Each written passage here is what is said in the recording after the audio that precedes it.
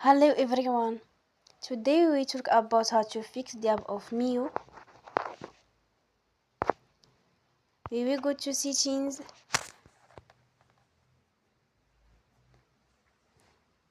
then we click on apps. After that we will search the app Meyo.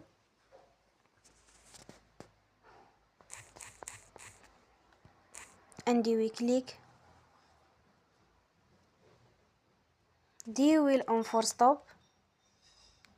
After that we go to storage. Then we click on clear cache. In the end, you will turn off your Wi-Fi and you will turn again. Don't forget to support us by like and subscribe. See you next time and thank you for watching.